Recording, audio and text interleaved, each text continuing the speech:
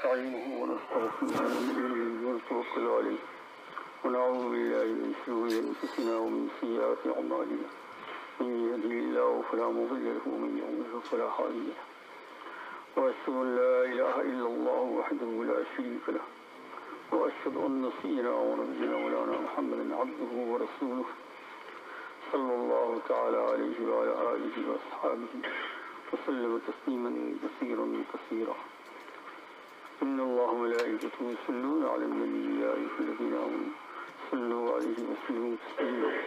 اللهم صل على سيدنا وعلى سيدنا ونبينا مولانا محمد وعلى سيدنا ولا صل وسلم دائما أبدا على حبيب وخير الخلق كلهم هو الحبيب الذي ترجى شفاعته لكل حول من أهوال مقتحم.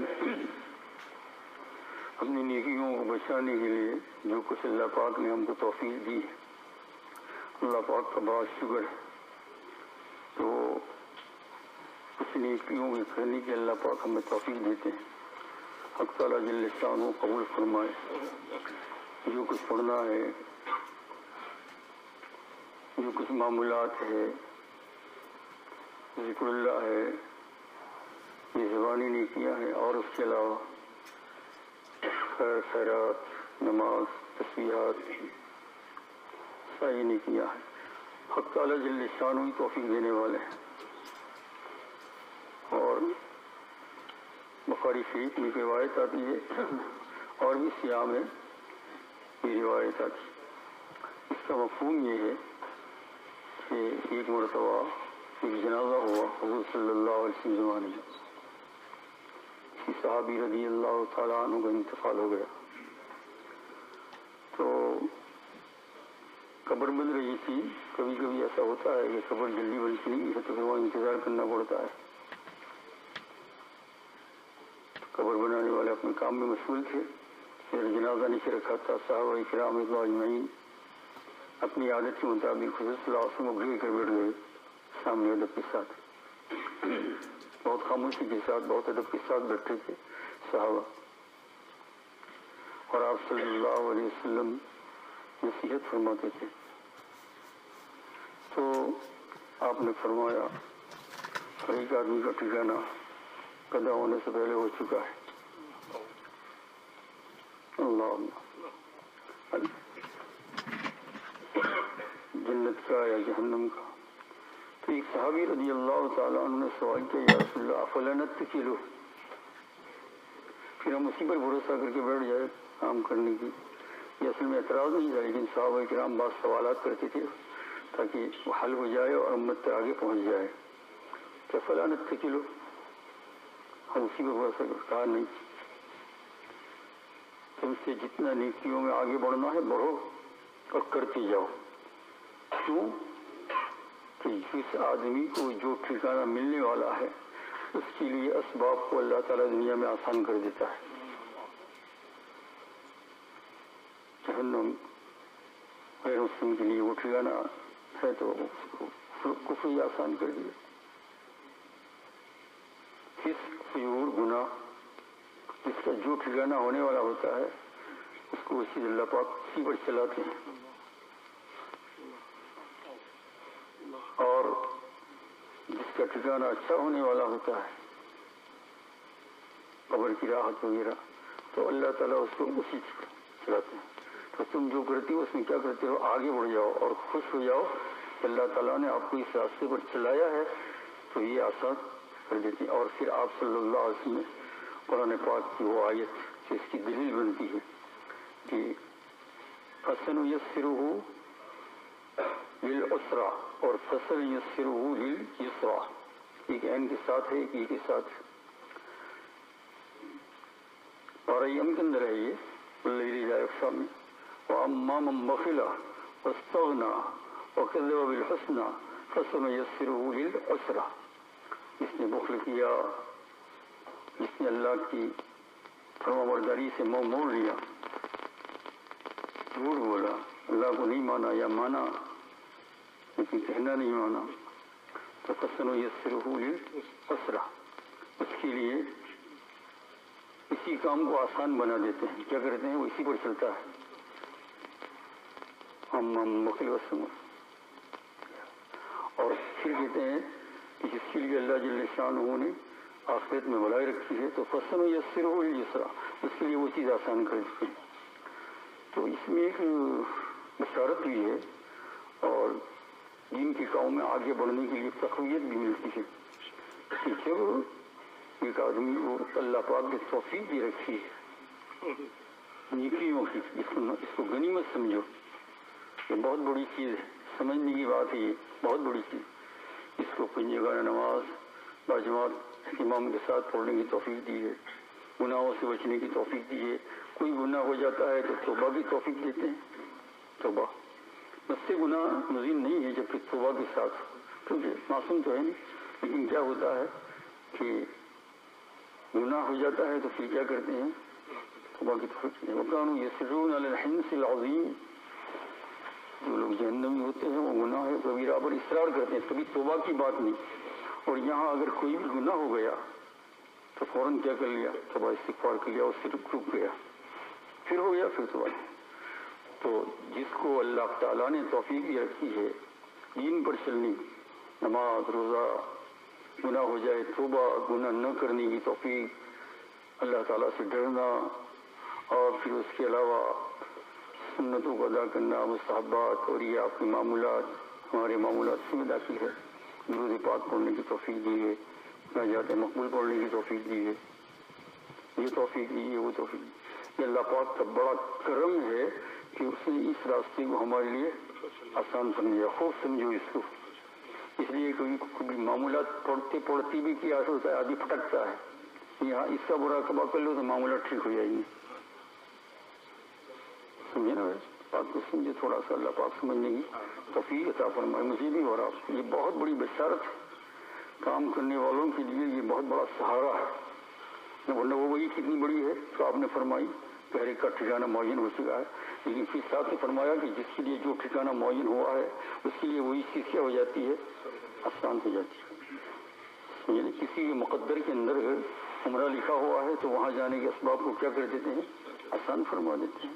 اور اگر آسان نہ بھی فرمایا اور نہ جا سکا تو یہاں کوئی گناہ کی بات نہیں ہے، لیکن ایک تمثیل دیتا ہوں. ایک تمثیل گناہ کو لے لو جس کے لیے تو آخرت میں خرابی لکھی ہے، تو مسلسل گناہ کرنا اس کے لیے کیا ہوتا ہے؟ آسان. اس کے اسباب بھی ہوتے جاتے ہیں گناہوں کے. حرام کھانا، حرام دیکھنا، حرام پینا، حرام تعلقات، یہ سب اس کے لیے آسان ہو جاتے ہیں. تو کوئی رکاوٹ پیدا نہیں ہوتی ہے. اور اگر رکاوٹ پیدا ہوتی ہے تو بھی مجاہدہ کر کے اس کو برداشت کرتا ہے حرام کام کے لیے. سمجھے نا بات کو؟ خوب سمجھنے کی کوشش کرو جو کہہ رہا ہوں. اور ایسا نہیں کہ آپ ہی کہتا ہوں، اپنے آپ کو بھی کہتا ہوں. اس کے اوپر مجاہدہ ادھر بھی ہے ادھر بھی ہے. مجاہدہ من محنت بھی کر لیتا ہے، مطلب حرام کام کرنا ہے نہیں بن رہا ہے، اس محنت کرتا ہے، پیسہ لگاتا ہے حرام کام کے لیے، تو اسی لیے وہ چیز آسان ہو گئی آخرت کے اندر برا ٹھکانا. اور جس کے لیے یہ ہوتا ہے تو اس کو وہ کیا ہوتا ہے؟ وہ نیک کام کرتا ہے، رکاوٹ پیدا ہوتی ہے تو اس کو کرنے کے لیے بھی مجاہدہ کرتا ہے. یہ اس کی طبیعت میں آ گیا. کیا ہو گیا؟ اب دیکھیے آدمی، آپ سمجھ سکتے ہو کہ 5 وقت کا نماز کا ہمیشہ پابند ہے. کبھی اتفاق سے آنکھ لگ گئی اور فجر کی نماز نہ پڑھ سکا، قضا ہو گئی. حالانکہ اگر آنکھ لگ گئی اور اتفاق سے قضا ہو گئی تو الحمدللہ انشاءاللہ گناہ نہیں ہوگا، اٹھ کر نماز پڑھ لے. کیا کر لے؟ یہی حدیث سے بات ہوتا ہے کہ اگر آنکھ لگ گئی تو اٹھنے کے بعد کیا کرے؟ پہلے وضو کرے اور مکروہ ٹائم نہ ہو، مثلا سورج نکل چکا ہو، عشاء کا ٹائم ہو چکا ہو، جب بھی آنکھ کھلے نماز پڑھ لے. تو یہ گناہ تو نہیں ہے. لیکن میں یہاں یہ بتلانا چاہتا ہوں یہ کہہ کر کہ یہ آدمی ہمیشہ نماز پڑھتا ہے اور آج جو گئی وہ بھی قصدن نہیں گئی، لیکن اس کا دل کتنا کھٹا ہو رہا ہے ایک نماز میں. دن بھر میں وچار آتے رہتے ہیں کہ آج یہ کل میں اچھی طریقے سے گھڑی رہوں گا. اور ایک آدمی جو ہے 10 سال سے نماز نہیں پڑھتا ہے، مجھے پڑھ لیجیے، کچھ بھی نہیں، کچھ بھی نہیں. آپ نے دیکھا یہ فَسَنُ يَسِّرُهُ لِلْيُسْرَىٰ اور فَسَنُ يَسِّرُهُ لِلْعُسْرَىٰ، اس کے لیے وہ چیز آسان ہو گئی. تو حضور صلی اللہ علیہ وسلم سمجھا دی کہ کام کرتے رہو. صحابہ کرام کے سوال کے اوپر کہ افلانت تھی کہ ہم پھر اسی پر بھروسہ نہ کر لیں، تقدیر کے اوپر کہا نہیں. تقدیر کو جھانکنا ہو تو جھانک کر، اگر کام کو اللہ پاک نے کرنے کی توفیق دی ہے تو تھوڑی نہیں زیادہ بشارت حاصل ہو، اسی پر شکر ادا کرنا ہے، فخر نہیں کرنا. فخر اور چیز ہے، شکر اور چیز، دونوں میں فرق ہے. فرحت کہہ دو اس کو، کیا کہہ دو؟ ایک تکبر اور ایک فرحت. اللہم اجعلنی من الذین اذا احسنوا استبشروا واذا اساءوا استغفروا. اللہ تو مجھے ان لوگوں میں سے بنا دے کہ جب وہ اچھا کوئی کام کرے خضوع کے ساتھ نماز اور نہیں کیا کرے تو دل خوش ہو. کیا ہو؟ حدیث حضور صلی اللہ علیہ وسلم مانگیے دعا، اللہم اجعلنی من الذین اذا احسنوا استبشروا. میرا دل کیا ہو؟ خوش ہو. اس کا نام تکبر نہیں ہے، اس کا نام کیا ہے؟ فرحت. وَأَمَّا بِنِعْمَةِ رَبِّكَ فَحَدِّثْ. اللہ کی نعمت کو بیان. تکبر کا معنی کیا ہے؟ اترانا، دوسرے کو ذلیل سمجھنا، میں ہی بہت بڑا ہوں. جیسے جمعہ میں آپ سن رہے ہیں، یہ اور چیز ہے تکبر. بعض لوگ یہاں فرق نہیں سمجھتے ہیں تو ذرا پریشان ہوتے ہیں. آتے ہیں تو میں ان کو سمجھاتا ہوں، اور ہم بھی نہیں سمجھتے تھے، لیکن اپنے بزرگوں سے جو معلوم کیا، سنا، ان کی صحبت میں رہے، اس کا معلوم ہوا ہے نا، تو بہت مدت سے یہ مسئلہ حل ہو گیا. ورنہ بہت پریشانی ہوتی ہے، کیونکہ تکبر مت کرو اور خوشی آ رہی ہے. تکبر ہو نا، فرحت اور ہے، فرحت مانے خوشی، اور تکبر مانے اور چیز. جب اچھا کام کر لیا تو دل کو کیا ہوا؟ فرحت ہوئی. فجر کی نماز پڑھ گئی، جماعت کے ساتھ پڑھ گئی، خضوع کے ساتھ پڑھ گئی، اشراق بھی پڑھ لیا. بات اللہ پاک نے یاسین شریف پڑھنے کی توفیق دی تو دل میں خوشی ہو رہی ہے. اس کا نام تکبر نہیں ہے. تو میں یوں کہتا ہوں کہ فرحت حاصل کرو. تکبر تو فرحت کہ یہ چیز جو اللہ پاک نے کرنے کی تو اس کو آگے بڑھاؤ. اس کو کیا بڑھو؟ آگے بڑھاؤ، آگے بڑھاؤ، ہے نا. جو ہے کتنا بڑا ہمارا دشمن ہے، لیکن وہ صحابی رضی اللہ عنہ نے اللہ تعالیٰ اس سے سوال کرنے والے صحابی کو بہت ہی اونچا مرتبہ عطا فرمایا تھا، سب صحابہ کو. لیکن کتنی بڑی بات تھی، انہوں نے قبرستان میں بیٹھے بیٹھے حضور صلی اللہ علیہ وسلم مسئلہ حل کر لیا کہ نہیں کرو. یہ نشانی ہے. کیا ہے یہ؟ اس بات کی نشانی ہے. جس آدمی کو غریب بننا ہے اس کی نشانی یہ ہے کہ دن بھر سوئے، رات بھر سوئے، اور جس کو مالدار بننا ہو اس کی نشانی ہے وہ جا کر دکان کھولے، شام تک محنت کرے. تو نشانی یہی ہے نا. رزلٹ دونوں کا معلوم ہو جائے گا. 4-5 سال کے بعد ایک بھکاری بن جائے گا، مقرض بن جائے گا، اور ایک جو ہے بنگلہ بنا لے گا، گھر لے لے گا. میں نہیں کہتا ہوں کہ ایسا کرو، یہ صحیح بات نہیں ہے، لیکن تمثیل ہے، ایگزامپل ہے. تو اس لیے میرا عزیز دوست اور بزرگ، جو چیزیں اللہ پاک نے کرنے کی توفیق عطا فرمائی ہے، زبان سے، ہاتھ سے، نیکیوں کو، اس کو بڑھاتے رہو اپنے معمولات میں. کیونکہ اکثر لوگ یہاں اس مجلس کے اندر، اور اس کا نام ہی اصلاحی مجلس، اصلاح کے لیے بیٹھتے ہیں. جو بھی آپ کے معمولات کو اس میں کمی نہ ہونے پائے، زیادتی نہ کرو تو نہ کرو، لیکن کمی نہ ہونے پائے. اس لیے میرے پاس آتے ہیں بہت سارے، آج بھی ایک 100 عمرے میں گئے، معمولات کی پابندی وہ آیا کرتے ہیں تو ذکر اللہ کرنے کے عادی ہے، تو ان کا ذکر اللہ بڑھا بڑھا بڑھا. صبح میں کتنی مرتبہ ذکر کروں، یہ بڑھا بڑھا. میں نے ان کو 15 دن پہلے منع کر دیا تھا کہ اب میں ابھی نہیں بڑھاؤں گا، اس پر تم 6 مہینے لگاتار لگو. 6 مہینے کے بعد آج عمر میں گئی، ملاقات کر کے کہا میں رمضان کے بعد ملوں گا. ٹھیک ہے، رمضان کے بعد ملنا. تب میں پوچھوں گا کہ وہاں بھی گئے تو یہ پورا مکمل جاری تھا یا نہیں تو اس کو پورا جاری کرو. اس میں کٹو کٹی. یہاں ایک بات درمیان میں یہ بھی عرض کر دوں میرے عزیز دوست اور بزرگوں، جو معمولات ہوتے ہیں فرض اور واجب تو نہیں ہے، لیکن یہ بہت بڑی اہمیت رکھتے ہیں. کیوں بہت بڑی اہمیت رکھتے ہیں؟ کہ ایک آدمی اگر روزانہ 300 مرتبہ ایگزامپل کے طور پر درود پڑھتا ہے، 200 مرتبہ، اور جب اس نے چھوڑ دیا تو کہ اللہ کے رسول سے وہ ناراض ہو گیا. اور بعض خاص خود بندگان خدا کے لیے تو خواب میں بھی بتلایا گیا. ایک بزرگ تھے، معین طور پر پڑھتے تھے، تو شادی کا وقت آیا، بزرگ جوان تھے، شادی کر لی، اور معمر بھی شادی کرتے ہیں، تو کچھ دن ان کا دروس، تو دوسرے کو خواب میں حضور صلی اللہ علیہ وسلم کی زیارت کی. صرف ان کو جا کر کہو کہ کیا ہو گیا، ہم سے ناراض ہو گئے کیا، ابھی تمہارا درود نہیں آ رہا. یہ بڑی اہمیت کا حامل ہے. حق تعالیٰ جل شانہ کی ذکر اذکار جو ہم کرتے ہیں تو فرشتے کہتے ہیں اب یہ آدمی تھک گیا، اس کو اللہ کی ضرورت نہیں رہی. یہ ہے معمولات کے اندر بہت بڑی اہمیت، یاد رکھنا. جو شروع کیا ہو 40 سال تک، چاہے تھوڑا تو تھوڑا، اس لیے ایک دم بڑھاؤ بھی مت. اور بڑھا سکتے ہیں اس صورت میں جبکہ اس کو کیا کرتے ہیں، پابندی کے ساتھ. 4 دن کیا، 4 مہینہ کیا، 5 مہینہ نہیں کیا. کتنے لوگ ایسے جو کر کے چھوڑ دیا. بہت اس کو بہت خطرناک عمل بتایا ہے خانقاہی لائن میں بزرگوں نے، بہت خطرناک. حالانکہ فرض اور واجب نہیں ہے، لیکن بہت خطرناک. باقی بڑھانے میں یہ ہے کہ مستقل نہیں بڑھاتے ہو تو پھر اپنے طور پر یوں ہی متفرق طور پر بڑھا لو. مثلا چلتے اٹھتے بیٹھتے درستی پہ آپ نے پڑھا, کسی دن زیادہ وقت ملا, زیادہ ہو گیا, کم ملا, لیکن ایک تو ہے آپ کی معمولات کے اندر کہ آپ روزانہ مناجات مقبول کا ورد کرتے ہیں, دلائل خیرات کے ورد کرتے ہیں, قصیدے ورداگا کرتے ہیں, اتنی مرتبہ ذکر پڑھتے ہیں. جو بھی کچھ کرتے ہو اس کے اندر کیا کرو, کمی نہ کرو. بات یہاں تک آئی. اب جو ہے ان کو سنبھالنے کا ایک ذریعہ ہے. ایک بات یہ بتا دوں میں یاد آ گیا کہ معمولات چھٹے کیوں ہے گناہوں کی وجہ سے. اس سے گناہوں کے اندر چاہے مکروہات بھی ہو, سمجھے نا, اس میں کیا ہوتے ہیں معمولات چھوڑنے کا مطلب کہ قطعی چھوڑ دینا. کبھی کبھار تو سفر میں جیسے کہ ہم کو رخصت دیے, خود بزرگوں نے لکھا ہے, بزرگان دین کا بھی اس پر عمل ہے ثانی رحمۃ اللہ علیہ وسلم کہ سفر کے اندر جب فرض نماز 4 نماز کی 2 ہو گئی تو معمولات بدرجے اولا نصف ہو سکتے ہیں. اس وقت بھی کچھ نہ کچھ تو کر لو. سفر میں کیا ہے, کچھ نہ کچھ تو کر لو.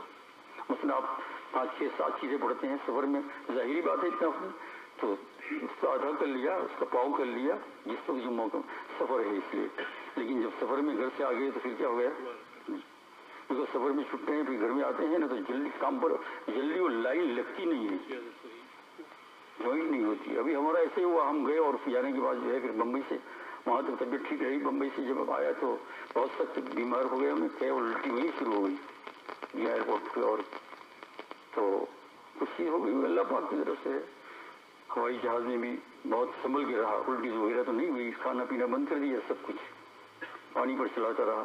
پھر یہاں آنے کے بعد بھی کئی دن تک جو ہے وہ بخار اور یہ وہ لائن جوائنٹ نہیں ہوتی تھی. میں اللہ تعالیٰ سے خوب دعا کر سکا, اللہ جلدی وہ میری پیاری لائن جوائنٹ کر دے. الحمدللہ پھر کیا ہوا ہے وہ جوائن اللہ تعالیٰ سے مانگنے کا.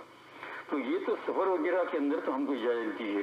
بیماری میں بھی ادھر جیسے بیماری میں آدمی بیمار ہے تو بیٹھ کر نماز پڑھ سکتا ہے, قیام فرض ہے, چھوڑ دیا اگر نہیں کھڑا ہو سکتا ہے, کوئی آدمی چکر آ رہے ہیں تو بیٹھ کر نماز پڑھ ہے نا.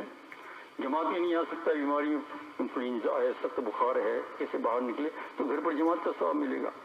تو اس طرح یہاں معمولات کے اندر بھی اجازت ہے, بیماری ہو سفر ہو, لیکن عام حالات کے اندر ایسا نہ ہونا چاہیے. اگر بالکل چھٹنے لگے تو سمجھو کہ کوئی لال لائٹ چلی ہوئی گناہوں کی, تو موٹر دھکا کھاتی ہے نا. اور بعض موٹروں کے اندر ایسا لگا ہوتا ہے کہ کوئی خرابی ہوتی ہے تو لال لائٹ ریڈ لائٹ لگتی, کوئی ریڈ لائٹ چل رہی ہے اندر میں اور وہ نظر بھی آتی ہے, لیکن ذرا دھیان سے کرے تو کیا ہے وہ گناہوں کے اوپر نظر کرو کہ کون سے مکروہات زیادہ ہو گئے, کون سی چیزیں زیادہ ہو گئی, اس کو ختم کرو جلدی سے.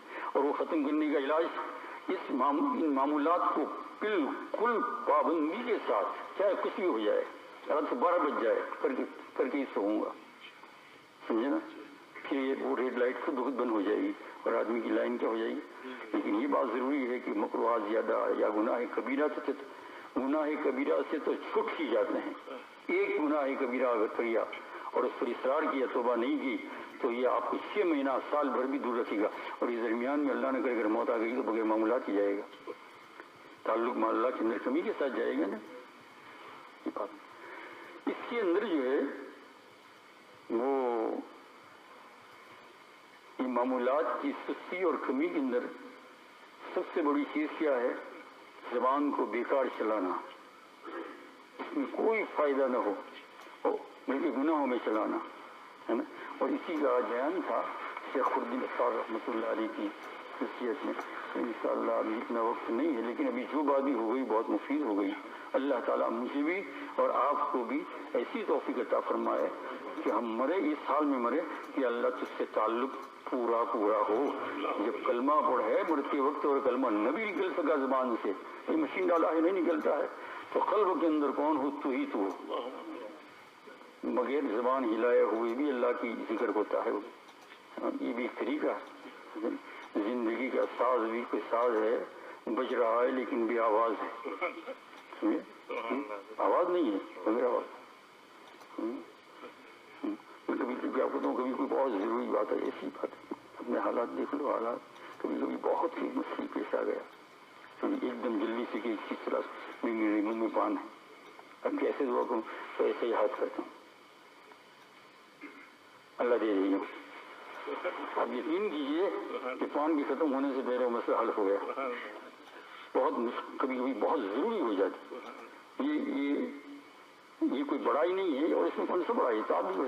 اب پان کھاتے کھاتے اب میں اس کو پھک ڈالوں، کلی کروں، یہ کروں وہ کروں. تو میں نے کہا یہ زندگی کا ساز بھی کوئی ساز ہے، بج رہا ہے، لیکن یہ آواز. تو مراقبہ کے ساتھ بھی آپ دعا مانگ سکتے ہیں. کس طرح یہاں سے مانگ گیا تو منہ بند کر لے ایسا نہیں. تو مرتے وقت منہ بھی بند ہوگا، لیکن اگر آواز سے ہمارا تعلق کس اللہ جل شانہ آپ کو مجھے سب کو اپنی توفیق، اپنے تعلق کی توفیق عطا فرمائے. بس یہ ہو گیا تعلق میں اللہ، کام بھی بن گیا. چاہے دنیا کم ملے، زیادہ ملے یا نہیں ملے، بھوکے رہے، بیمار ہو. بعض لوگ بیماری کا پچھتاوا ہو رہے، بیماری کا پچھتاوا منما ہو رہے ہیں. یہ ہے نا، اللہ نے ایسے ہی کہا کہ بس کچھ بھی ہو لیکن تعلق نہ ٹوٹے. تعلق نہ ٹوٹے، پاؤں ٹوٹے لیکن تعلق نہ ٹوٹے.